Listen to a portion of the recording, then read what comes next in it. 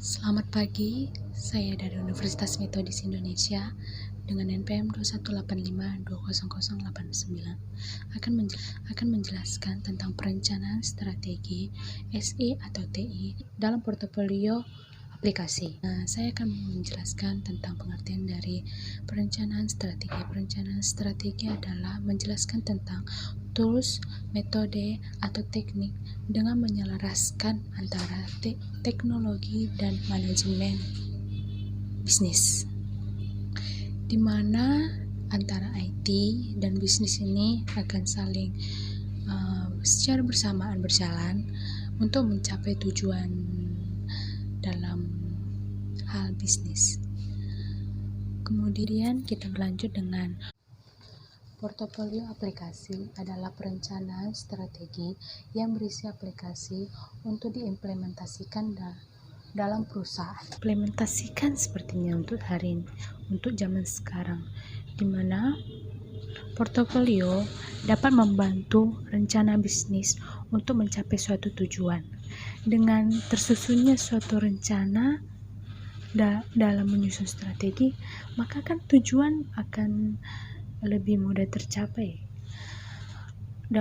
Untuk perencanaan strategi portofolio aplikasi terdapat metode analisa.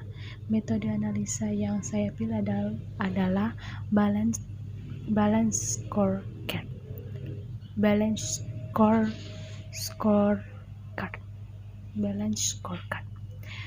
scorecard ini sama seperti namanya, skor, angka, di mana sistem penjualannya lebih memautkan kepada angka. Dengan penjualan yang menunjukkan angka sebagai tolak ukur untuk hasil penjualan. Analisa balance portfolio ada analisa portofolio aplikasi menggunakan 4 perspektif. Yang pertama, perspektif keuangan, kedua, perspektif pelanggan, ketiga, perspektif proses bisnis, keempat, perspektif pembelajaran. Namun,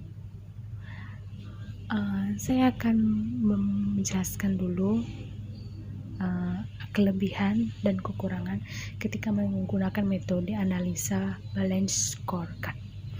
Kalau kelebihannya sih lebih ke arah teknologi, di mana kinerja lebih dominan pada teknologi, sehingga kinerja setiap karyawan